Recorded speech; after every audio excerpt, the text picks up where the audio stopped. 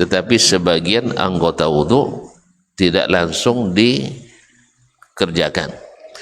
Seperti yang sudah kita isyaratkan pada hadis sebelum ini, babul wudu marrah, di mana Nabi alaihi salatu wassalam berwudu sebelum mandi junub, kemudian meninggalkan atau mengundur membasuh kakinya, di akhir mandi. Kan beliau berwudu sebelum mandi. Masih lupa ya? Beliau berwudu sebelum mandi. Wudu itu adalah basuh kedua tangan, basuh muka, sebelumnya berkumur-kumur dan istinsyak, kemudian basuh muka, basuh tangan kanan, tangan kiri, ngusap kepala dan dua telinga, dan basuh kaki.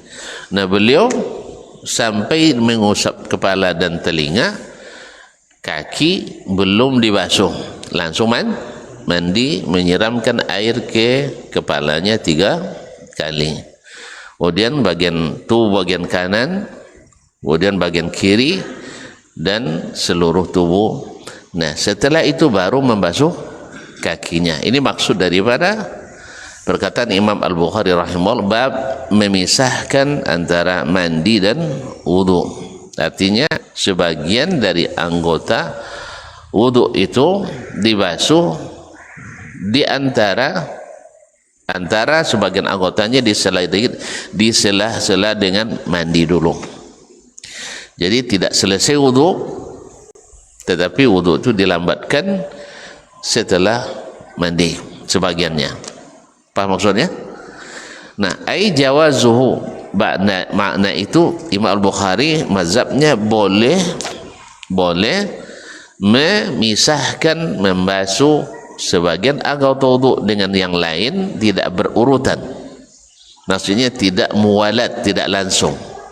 Kan di antara yang kita pelajari dulu, syarat wudu itu pertama mesti tartib, tidak boleh diulurkan tangan dari muka, itu tartib namanya. Yang kedua mesti berturut-turut, artinya selesai basuh muka langsung basuh tangan, selesai basuh tangan langsung sapu kepala dan telinga, lepas itu langsung pula basuh kaki. Itu namanya muwalat. Al-muwalat yaitu berturut-turut. Kalau tertib tidak urutannya, jadi berturut-turut artinya tidak ada jarak di antara. Nah, sekarang boleh tidak dibuat jarak, dan jarak itu adalah dengan mandi atau selainnya, atau selainnya. Ini maksud Imam Al-Bukhari dengan bab ini, seperti dijelaskan oleh Imam Ibnu Hajar rahimahullah. Wa huwa qaulu Syafi'i fil jadid, dan itu adalah mazhab Imam Syafi'i dalam Al-Qaulul Jadid, pendapatnya yang baru ketika sudah di Mesir. Dulu ketika di Irak, seperti dikatakan oleh Al-Khurasaniyun, bahwasanya Imam Syafi'i bermazhab tidak boleh. Karena apa? Karena al-muwalat berturut-turut itu adalah wajib. Berarti kalau wajib berdosa ditinggalkan. Maka tetapi setelah sampai ke Mesir, beliau berubah pendapatnya.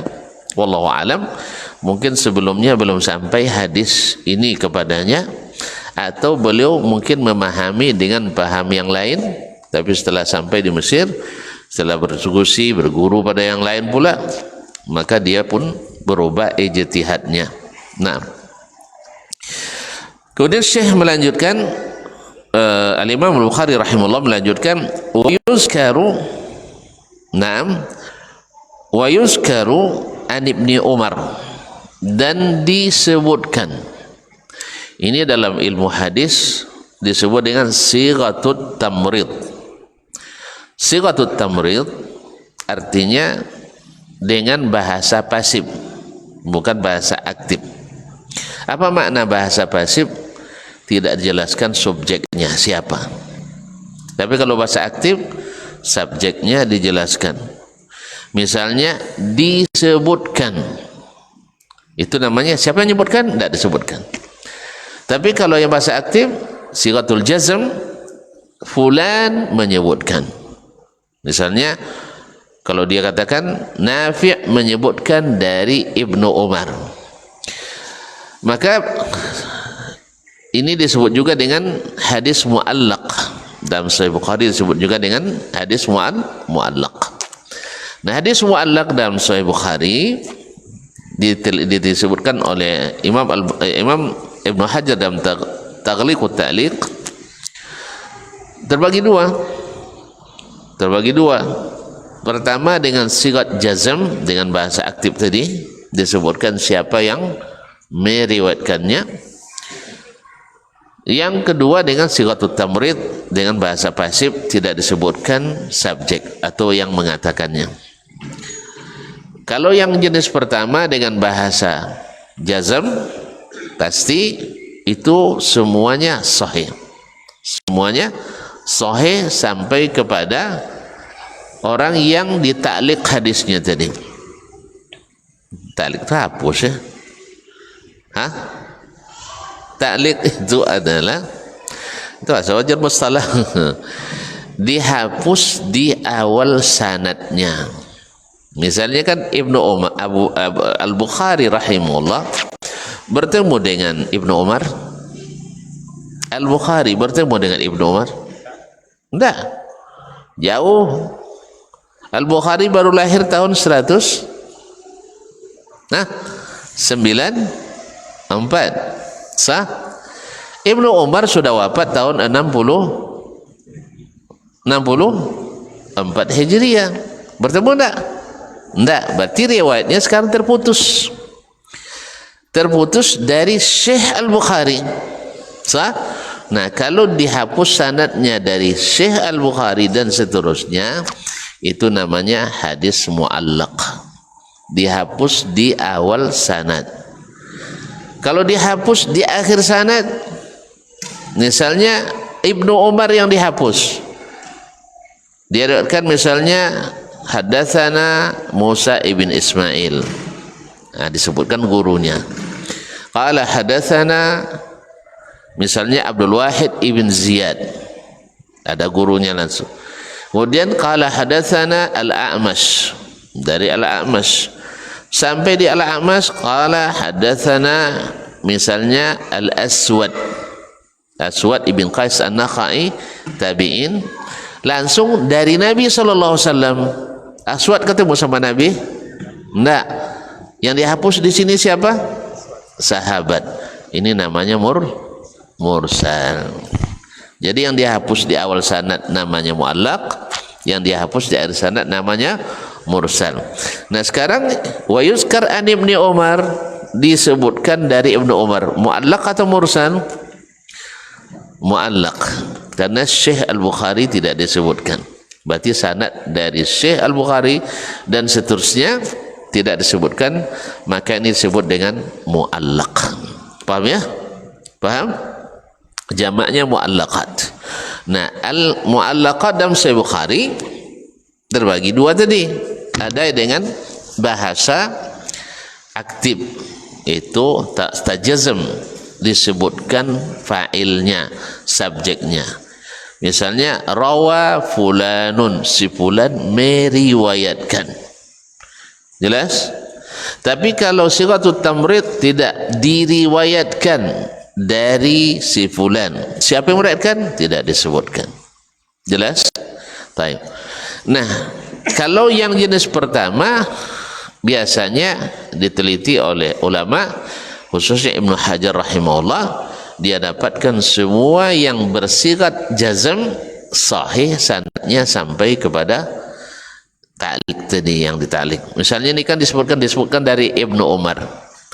Kalau dia dengan sigat jazm, qala misalnya qala Nafi', misalnya kan, ani Ibnu Umar, berarti sampai ke Nafi' itu sahih sanadnya. Setelah, kok tahu? Karena semua yang ditaklik oleh Al-Bukhari diriwayatkannya secara muttasil di luar Sahih Bukhari. Diriwayatkan secara muttasil di luar Sahih Al-Bukhari. Tahu kita berarti sahih sanadnya. Karena Al-Bukhari mengatakan di luar kitab ini, di kitabnya yang lain dengan sanad muttasil, sanad bersambung dari syekhnya sampai kepada Ibnu Umar. Misalnya riwayat ini diriwayatkan oleh Imam Asy-Syafi'i dalam Ini diriwayatkan oleh Imam Asy-Syafi'i dalam dari Imam Malik, dari Nafi', dari Ibnu Umar, Imam Syafi'i bertemu dengan Imam Malik, gurunya, berarti bersambung tak sanadnya? Bersambung. Kemudian Malik bertemu sama Nafi', bertemu gurunya. Nafi' bertemu sama Ibnu Umar, iya, bertemu gurunya. Berarti sanadnya sekarang ternyata muttasil. Jelas?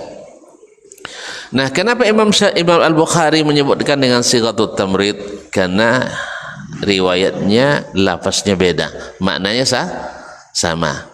Lafaznya saja yang beda, tapi maknanya sama.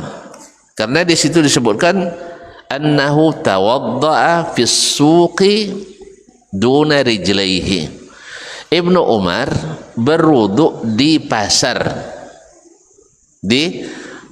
Madinah. Berwudu di pasar, meninggalkan kakinya di pasar, ya. Maksudnya tanpa membasuh kakinya ketika berwudu di pasar itu. Jelas? Thumma raja'a ilal masjid.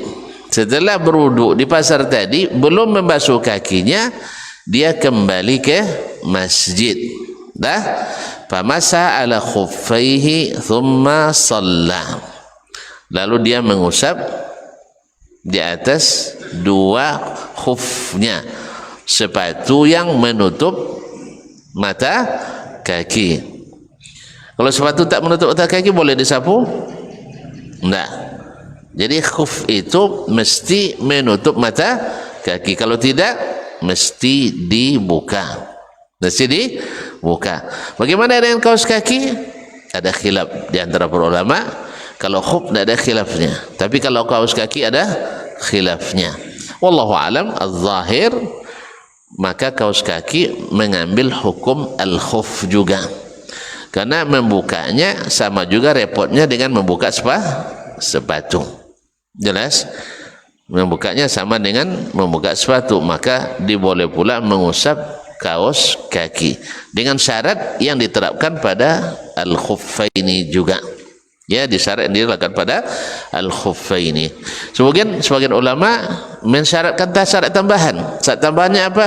Jangan tipis. Yang kedua, boleh dipakai berjalan, boleh kaos tadi dipakai berjalan, tidak terpengaruh. Tapi kalau tersangkui di bawah jalan, tidak boleh disapu. Atau misal kuyak dipijang, itu tidak boleh diusap. Jelas? Ini sebagian mensyaratkan seperti itu. Ini kan ada kaos kaki tipis sekali, ada kaos kaki yang tebal. Nah, seperti Al-Baihaqi menyebutkan bahwa kaos kaki yang tipis tidak boleh diusap. Tapi kalau kaos kaki yang tebal, artinya dipakai atau memakai sepatunya, maka boleh diusap karena fungsinya sama. Karena al-khuf itu kalau sekarang dipakai orang pada hari ini memang seperti menggantikan posisi kaos kaki. Pakai khuf sudah itu pakai sepatu doa, pakai biasa di luar. Nanti sampai di masjid dibuka sepatu tadi, khuf itu yang dipakai ke dalam masjid. Atau pakai khuf, pakai tirompa sebagai alasnya. Nanti selesai dibuka terompa, khufnya dipakai. Pahamnya nah, tahu yang aja? Misalnya tonton kini pakai kaos kaki, sudah pakai kaos kaki pakai sepatu atau pakai tirompa. Nah, khuf yang hari ini juga sering digunakan seperti itu, tidak langsung mereka berjalan pakai khuf itu. Paham? Mereka menggunakan khuf, di atas khuf itu dia memakai terompa. Nanti ketika wudhu yang disapu terompa atau khufnya tadi. Berarti fungsi khuf itu sama dengan fungsi kaos kaki. Maka boleh mengusap kaos kaki. Faham? Kalau tak faham dan jalan sampai 40 kali, dah. Siapa tak faham tunjuk tangan. Dah. Jadi kaum muslimin dan muslimat, kembali ke masalah ini. Jadi Imam Abdullah bin Umar radhiyallahu taala anhu, dia meruduk di pasar. Misalnya anggap pasar Utiah. Kan pasar tu, pasar tak jadi. Okey ya? Pasar dah tak jadi. Duduk di situ, ia boleh mengusap sepatu atau kaos kaki, tapi diundurnya mengusap sampai ke masjid. Berarti kan ada jarak. Ada jarak. Yang seperti ini sebagian ulama seperti Al-Auza'i, Imam Malik dan selainnya tidak bolehkan. Karena mereka mensyaratkan mesti berturut-turut. Namanya al-muwalat. Dulu Imam Syafi'i juga semazhab dengan gurunya Imam Malik dalam bab ini. Tapi setelah beliau ke Mesir, beliau berubah dan mengatakan boleh dikasih jarak seperti itu. Mungkin dia temukan karena dia meriwayatkan ini dalam kitabnya bahwa Abdullah bin Umar duduk di pasar, lalu ke masjid, duduk di pasar, semuanya sudah dilaksanakan kecuali kaki. Kapan dia usap kakinya atau khufnya? Sampai di masjid. Ada jarak tak? Ada jarak. Bahkan di lain laqayang lo ayu wudu orang. Laqayang ayu wudu. Berarti agak lama tak? Iya. Bukan karena dilap. Karena memang kalau mohon maaf, kalau di Arab khususnya Arab Saudi kan kering itu. Jadi sewantau kalau di pasar itu nyala komplain itu laqayang di kaki tu. Laqayang kata insyaallah. Karena baju kita dicuci setelah dikeringkan di pengiringan mesin cuci itu, insyaallah 5 minit nunggu lah bisa pakai 5 minit di anyar dilu, insyaallah 5 minit, subhanallah 5 minit koyang. Tapi kalau seandainya dalam kamar mungkin memerlukan waktu sekitar 15 menit. Awak lah 5 jam lalu jual lengkayang, karena tingkat kelembaban udara di negeri kita tinggi. Jadi kaum muslimin muslimat, jadi ba'da ma jaffa wudu'uhu, setelah kering air wudunya. Jadi wa yuzkar an Ibnu Umar an ghasala qadamaihi ba'da ma jaffa wudu'uhu. Wudu air wudunya. Tak mungkin disifati wudu yang kering, tapi airnya yang kering. Maka dia katakan ba'da ma jaffa wudu'uhu. Berarti Imam Al-Bukhari mazhabnya adalah membolehkan, melambatkan membasuh sebagian anggota wudu. Jelas? Nah, dan itu adalah pendapat Imam Asy-Syafi'i bil qauli al-jadid. Nah, baik,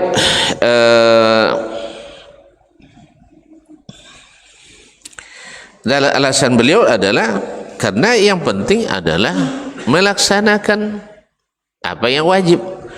Membasuh wajib, dia basuh. Mengusap wajib, dia usap. Apakah dia langsung atau tidak, sudah terlaksana. Nah, tetapi dan ini dikuatkan dengan apa yang dikatakan atau diriwayatkan dari Ibnu Umar. Itu juga pendapat Ibnu Musayyib, yaitu Abdullah Tabi'in, wa Atha ibn Abi Rabah wa jamaah. Sedangkan waqala Rabi'ah wa Malik, Imam Rabi'ah bin Abi Abdurrahman, guru Imam Malik dan muridnya Malik ibn Anas, man ta'ammada zalika fa'alaihi i'adah. Siapa yang sengaja melambatkan itu mesti diulang wudunya kembali. Bertentangan kan? Baik. Wa man nasiya fala, tapi yang lupa tidak. Kemudian direkan pula daripada Imam Malik, andainya jarak itu tidak lama, dekat, maka dia lanjutkan. Kalau tidak dia ulang. Kalau tidak dia ulang. Berarti kalau dekat berarti tidak masalah. Sama dengan pendapat Imam Asy-Syafi'i tadi dan Ibnu Musayyib serta Atha bin Abi Rabah. Sedangkan kalau lama diulang dari awal lagi, basuh tangan lagi, kumur-kumur, istinsyak, masuk air ke hidung dan keluarkan, kemudian basuh muka, basuh dua tangan, usap kepala dan telinga, dan basuh kaki kalau jaraknya lama. Tapi kalau sebentar enggak. Wa qala Qatadah wal Auza'i la yu'idu illa iza jaffa. Ya, Qatadah ibn Abi Di'amas Sadusi, kemudian Imam Al-Auza'i mengatakan mesti diulang bila airnya sudah kering. Berarti agak lama. Kalau alun koyang berarti kan sebentar sekali, maka dibolehkan. Nah, wa ajazahu an-Nakhai mutlaqan fil ghusli dunal wudu. Tapi Imam An-Nakhai membolehkan secara mutlak tapi khusus pada mandi. Tapi kalau wudu saja tidak boleh. Zakara jami'a zalika Ibnul Munzir, seperti disebutkan oleh Munzir semuanya, laisa ma'an ja'ala al-jafafa haddan li zalika hujjah. Orang yang membatasinya dengan kering tidak punya hujjah kecuali hanya qiyas saja, yaitu bahwasanya kalau kering berarti terhitung lama, kalau seandainya tidak kering berarti tidak terhitung lama. Padahal kering itu tidak masuk hadas. Kalau tidak masuk hadas, kenapa diulang wudunya? Iya, jadi dilawan dengan kias lain. Keringnya air wudu hadas. Orang berwudu habis itu dilapnya sampai kering. Usah ulang wudunya? Kan enggak. Nah, kenapa disyaratkan kering pula? Fahamnya?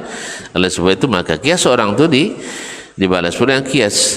Maka al-jafaf laisa bihadas, sehingga tidak batal wudu. Andainya ada batal, andainya kering seluruh anggota wudu, batal wudu?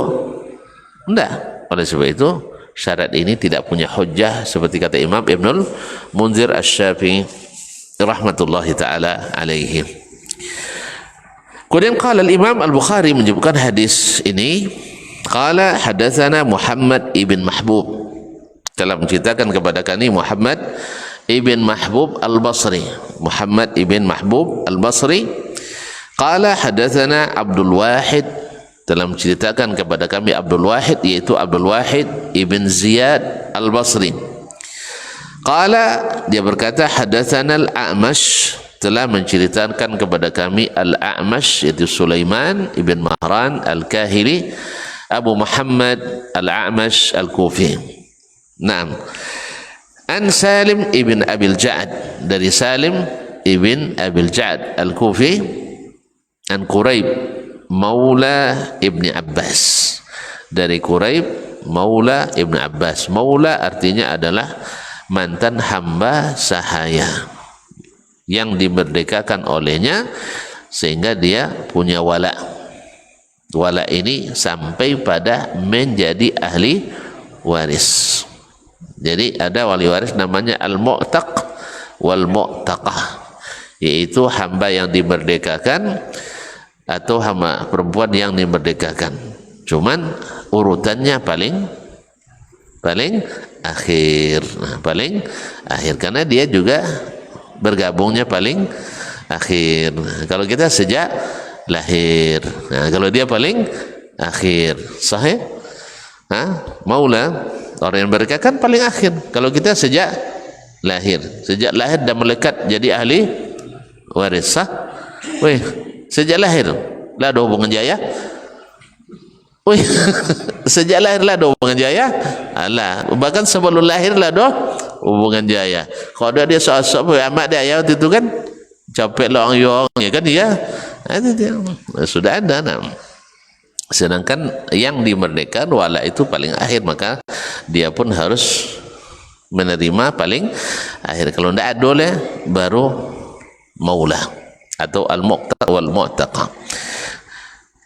Quraib adalah maula Ibn Abbas sekaligus muridnya juga. Ada Ibn Abbas dari Ibnu Abbas, yaitu Abdullah Ibn Abbas Ibn Abdul Muttalib Al-Hashimi, habrul ummah wa turjumanul Quran, ulama besar umat ini dan ahli tafsir Al-Quran. Qala, dia berkata, qalat Maimunah, Maimunah mengatakan, kau sebut nama ke etik mbak ya? Dia kan bercerita tak ada depan etiknya lah. Kalau depan etiknya apa dia bilang? Ya khalah, wahai etek. Tapi kalau belakang boleh sabut namanya? Hah?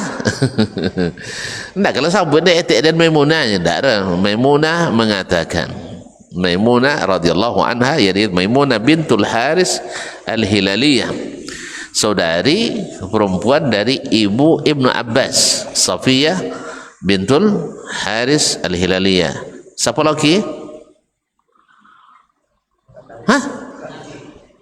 Antu Abbas malah. Nya anak Abbas rumah. Abdullah bin Abbas anak berarti laki Safiyah. Hah? Abbas malah. Apa bayar kita aja kok repot. Ama Abdullah bin Abbas adalah Safiyah bintul Haris. Berarti laki Safiyah Abbas bin Abdul Muttalib, ayah Abdullah. Berarti Maimunah badi adik aja Safiyah.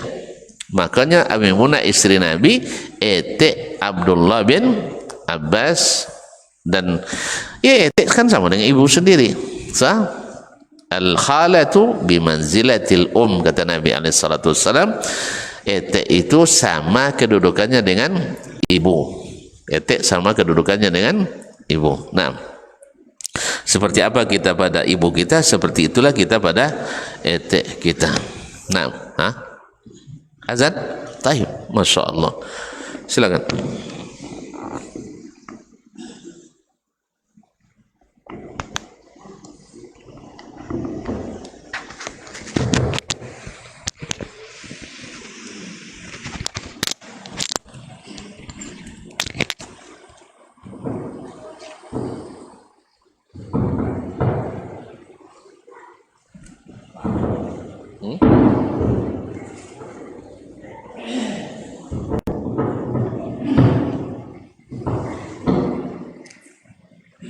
Allahu Akbar,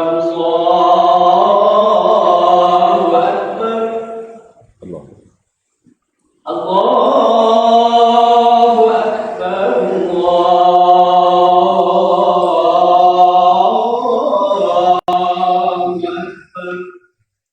Allahumma Asyhadu an la ilaha illallah,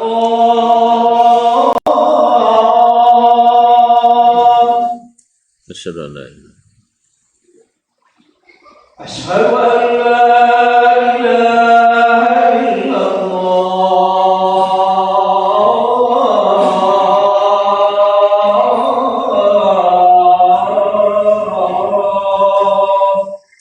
asyhadu an la ilaha asyhadu anna Muhammadar Rasulullah,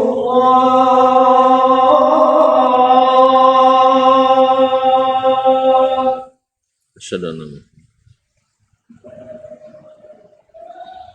asyhadu anna Muhammadar Rasulullah.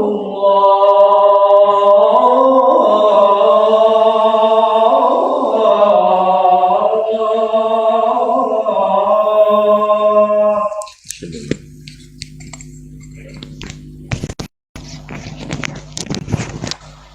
Hayya 'alas shalah.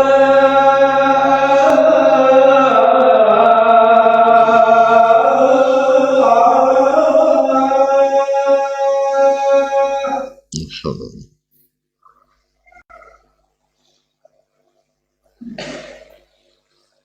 Hayya 'alas shalah.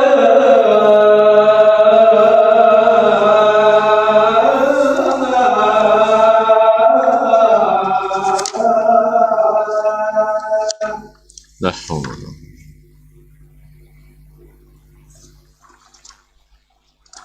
Hayya 'alal falah.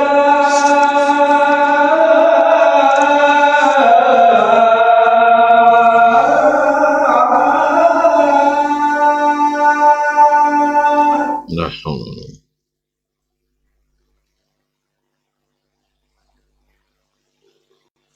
Hayya 'alal falah.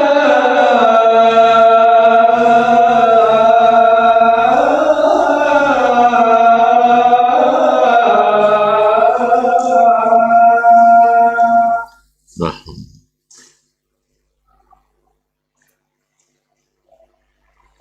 Allah.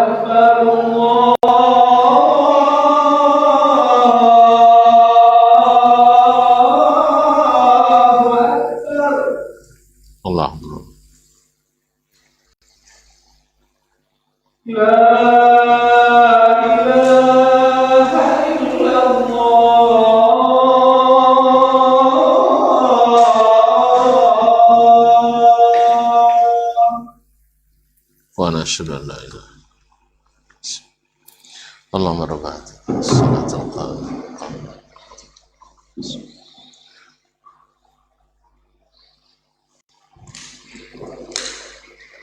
طيب kaum muslimin kaum muslimat dirahmati Allah. Qalat Maimunah, Ibnu Abbas menceritakan, Maimunah berkata, wada'tu li Rasulillah sallallahu alaihi wasallam ma'an yaktasilu bih. Saya menyediakan untuk Rasulullah sallallahu alaihi wasallam air mandinya. Air untuk mandi. Lalu fa'afragha ala yadayhi, lalu beliau menuangkan dari bejana itu air ke atas kedua tangannya, artinya membasuh kedua tangannya di luar bejana. Karena ini sunnahnya, jangan masukkan dulu kecuali yakin bersihnya. Jadi pada asalnya basuh tangan itu di luar bejana, karena tangan kita walaupun tangan bagantung kan, tapi kan kebaguna magang sah, karena tak bagang sesuatu yang kadang-kadang kita tidak tahu. Kadang tak culion ke telinga sah, atau tak culion ke kaido walaupun tak najis, kan tak najis lah, cuman tak lewat tengok dia. Coba kalau sudah ke hidung, sudah pegang goreng sudah itu tolak makan lah, kan tak lah. Maka hati-hati. Ini kadang sebagian kita kadang-kadang nyelek hidung pakai tangan kanan je, telinga ke tangan kanan. Sedung kawah bapegang lo sodoro. Kalau nak milia jadi pegang otin, nah tu. Jadi pegang kau tu nak jawab ambil pegang kau, awak sudah nyelek hidung ke tangan kanan. Nampak kawan tak cinan kawan tengok lah. Nah, jadi memang makanya tangan kiri untuk hal-hal yang seperti itu biasakan pakai tangan kiri. Tapi sebagian tak langsung je tangan kanan masuk dalam telinga, dalam hidung ke. Hasil lepas sengkawah, bapa pegang sodoh. Tak lepas ambil ha? Salam lah jawabnya kan. Ini di antara contoh-contoh ya. Apalagi bangun tidur. Bangun tidur kita kata Nabi, fa inna ahadakum la yadri aina batat yaduhu. Enggak tahu di mana tangannya, marataini aw salasan, 2 kali atau 3 kali. Ini ragu ini bukan dari Maimunah. Seperti kata Al-Kirmani, bukan dari, kalau Al-Kirmani mengatakan ragu dari Maimunah, enggak. Tapi ragu ini dari Al-A'mash. Dari Imam Al-A'mash. Yang meriwayatkannya dari Quraib Maula Ibn Abbas, dari Salim bin Abil Ja'ad. Salim bin Abil Ja'ad. Jadi keraguan itu dari Al-Amash 2 atau 3 kali. Tapi yang jelas sabit bahwa Nabi membasuhnya di luar bejana 2 atau 3 kali. Dan ini sah saja, 1 kali sah, apalagi 2, apalagi 3. Nah, thumma afragha biyaminihi ala shimalihi. Kemudian beliau menuangkan dengan tangan kanannya ke tangan kirinya. Faghasala mazakirahu. Lalu dia membasuh mazakirahu. Mazakir adalah jamak mizkar. Mizkar adalah zakar. Ini jamak ala ghairil qiyas. Jamak yang tidak mengikuti rumus. Tidak mengikuti rumus. Harusnya jamaknya zakar adalah apa? Azkar wa zukur, sah? Kalau sawi jamak azkar lah sama aja zikir. Kan itu. Makanya dihindarinya menggunakan lafaz itu supaya tidak bikin orang ragu. Maka dipakai jamak mazakirahum. Jelas ya?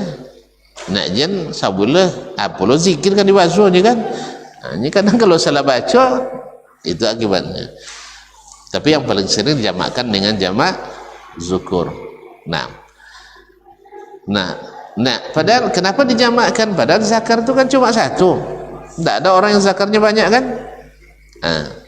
Para pensyarah menyebutkan dijamakkan karena yang berkaitan dengan zakar itu ada anggota-anggota lain. Artinya dibasuh zakar dan yang sekelilingnya. Dibasuh zakar dengan yang di sekelilingnya, karena itu kemungkinan kena najis sangat besar, maka dijamakkanlah mazakirahu. Jamakkan mazakirahu, jamak miskan. Kemudian summa dalaka biyadihi al-ardha, kemudian beliau menggosokkan tangannya ke tanah. Untuk apa? Untuk membersihkan tangannya, karena ternyata tanah terbukti bisa menjadi media pembersih. Makanya ketika ditanya oleh Ummu Salamah tentang pakaian wanita, kan kainnya kan dijuraikan sehas, dia minta boleh 1 jengkal, kalau 1 hasta berlebih 1 jengkal. Nanti kan sambil berjalan kan kadang-kadang ada najis di jalan, kata Nabi SAW, akan dihilangkan oleh tanah bersih setelahnya. Ini juga suatu solusi kebaikan yang Allah berikan bagi kaum wanita kalau mereka berjalan di luar rumah, walaupun pada asalnya adalah waqarna fi buyutikunna. Tapi di zaman sekarang, apalagi di negeri kita, karena sering hujan, barangkali untuk menjulurkan pakaian seperti itu agak merepotkan, walaupun misalnya tidak najis tapi kotor, sah. Makanya diganti dengan memakai kaos kaki. Dulu perempuan kan jarang pakai kaos kaki itu, sehingga yang melindungi kakinya adalah bajunya yang dipanjangkan itu. Buktinya ketika Ummi Salamah radhiyallahu anha menanyakan ke Nabi, hendaklah dia tutup sampai tumitnya. Lalu kata Ummu Salamah, ya Rasulullah, kalau mereka berjalan, kalau batasnya hanya sampai tumit, itu bisa terbuka tankashifu aqdamuhunna. Nanti terbuka ketika berjalan, akan ternampak tumit-tumit mereka. Begitu hati-hati mereka kan. Lalu kata Nabi SAW, yurkhinaha shibran, kalau gitu tambah 1 jengkal lagi ya, jangan lebih, tidak boleh lebih. Kalau lebih sudah israf, maka paling panjang dilebihkan adalah 1 jengkal. Ini kalau dikaji konteksnya, karena memang di tanah Arab hujan jarang, sehingga jalan berlumbu tidak banyak dah. Kalau awak anda tolongnya saya tahu ini. Jadi oleh sebab itu maka di kita mungkin diganti dengan kaos kaki. Ya kalau pakai kaos tadi kan sahabat Nabi kan pakai kaosnya. Ternyata mereka pada umumnya tidak pakai kaos kaki. Kalau sekarang kaos kaki sangat mudah didapatkan. Dayogo 3.000, 10.000. Kan itu bagian-bagian untuk pemilu mana? Kaos 10.000. Nah, sudah itu dia $10.000. Target 3 kaos kaki 10.000. So yang teh mau je tak. Ikut tambah tahu aja ada nang. Nah. Sudah itu bawa wangi-wangi kayaknya. Nyawa lah diwayu nah. Ma'asyal kiram dirahmati Allah. Jadi jelas ya? Nah. Thumma matmadha wastanshaqa. Kemudian beliau berkumur-kumur dan istinsyaq. Ini sudah sering kita jelaskan. Berkumur-kumur membersihkan mulut dari segala bakteri yang tersisa dalam mulut kita. Istinsyaq bisa melancarkan saluran darah ke otak.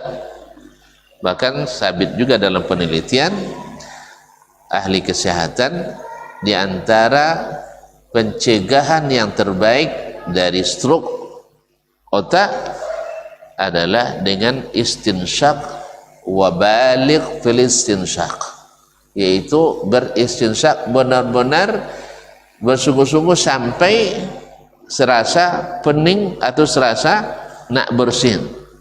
Jadi tarik air betul-betul ke pangkal timur kali dong, sampai komai kadang-kadang kan podium sore, dan itu sangat bermanfaat bagi suplai darah ke otak kita. Ada seorang pesakit stroke, dia bawa oleh keluarganya berobat ke Amerika. Alhamdulillah dokternya paham, di tempat kalian ada obat yang gratis katanya. Apa itu? Memasukkan air ke hidung.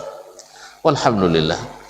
Makanya Nabi sangat pesankan sekali, wa baligh fil istinsyak, lakukan istinsyak dengan serius benar, yaitu betul-betul ditarik sampai ke pangkal hidung.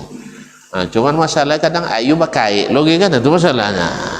Makanya jaga selalu kebersihan tank air kita, supaya awak nak sehat kosan tambah sakit deh. Jadi perlu juga dirawat tempat-tempat penampungan air kita. Jelah masuklah penomoran jantik-jantik tu kan, basarang lo di otak jadi parah lo sakit bodoh tadi. Jadi memang kebersihan air perlu dijaga. Nah, kemudian summa ghasala wajhahu wa yadayhi, kemudian beliau membasuh mukanya dan kedua tangannya. Wa ghasala ra'sahu salasan, tadi uduk cerita ni kan baru selesai basuh tangan, kemudian membasuh kepalanya 3 kali. Kalau basuh 3 kali langsung mandi tidak. Thumma afragha ala jasadihi, kemudian beliau menuangkan air ke seluruh tubuhnya. Thumma tanahha min maqamihi, kemudian beliau pindah tempat dari tempat mandinya tadi. Faghasala qadamaihi, baru membasuh kedua kakinya. Membasuh ini karena wudhu atau karena mandi? Wudhu, karena mandi sudah basah tadi mah. Yang tinggal adalah belum membasuh kaki wudhu tadi. Maka ini yang dijadikanlah hadis ini dalil oleh Imam Al-Bukhari rahimahullah, bahwa melambatkan atau membuat jarak membasuh sebagian anggota wudhu karena ada hajat itu tidak membatalkan wudhu tadi. Inilah pendapat Ibnu Umar, kemudian Imam Asy-Syafi'i, kemudian Imam Atha bin Abi Rabah, Sa'id ibn Musayyib, kemudian diriwayatkan dari Ibnu Abbas yang meriwayatkan hadis ini, juga muridnya Quraib. Kemudian masih banyak ulama yang mengatakan hal tersebut, seperti tadi Imam Ibrahim An-Nakhai membolehkan secara mutlak dengan syarat pada mandi bukan pada wudhu. Ala kulli hal walhamdulillah. Maka kalau ada misalnya yang melambatkan, dan biasanya kan jarang terjadi, andai terjadi itu kan ayu sakeneknya wak balumpu duk kamu saji, diundur membasuhnya pas sampai di pintu musaji. Kembali andainya mati ayu, ya kan nyoba laca nyolong dak kami, akhirnya wuduk sitan sampai siko dibasuh kaki, itu dibolehkan. Tapi kan tak ponari ya, kan kita tak butuh lah. Tapi mana tahu suatu saat kita memerlukan itu. Dah, aja tanya Ustaz Soleh, lah boleh hukumnya boleh membuat jarak membasuh sebagian anggota wudhu karena dibutuhkan tadi. Jelas? Aku nak lazimnya mazhab Syafi'i lah, mazhab Syafi'i tadi rumah. Dah. Ini itulah syarat Ahlussunnah di Indonesia mesti bermazhab Syafi'i. Alah mazhab Syafi'inya. Walhamdulillah. Baik. Sekira sangat terang ya. Kalau lah tahu, jangan tanya je lah.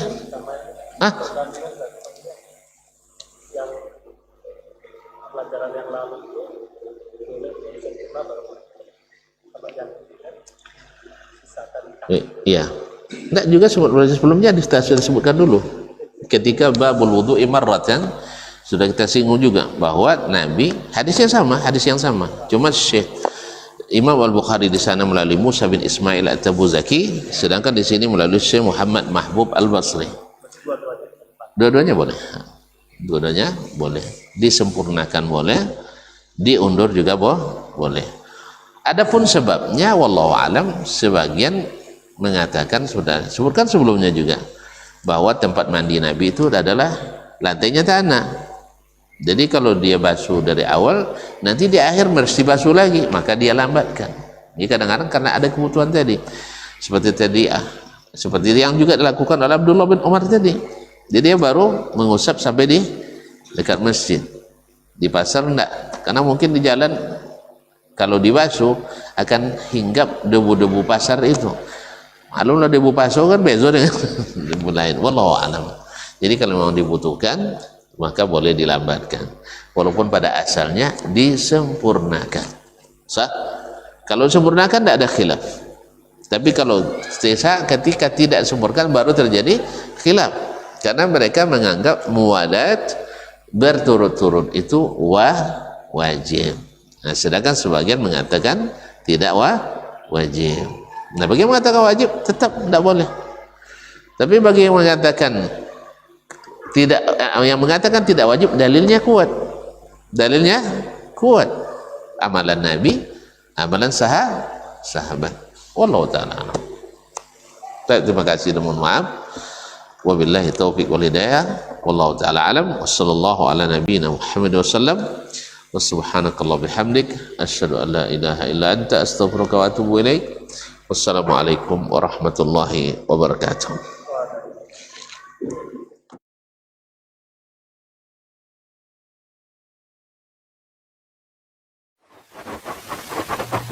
Barometer amal kita saleh tak salehnya di salat kita. Bila salat kita ikhlas dan sesuai dengan sunnah Nabi SAW, maka insya Allah amalan yang lain mengikuti. Ini aktivitas ini membantu saya di akhirat atau akan menyulitkan saya di akhirat?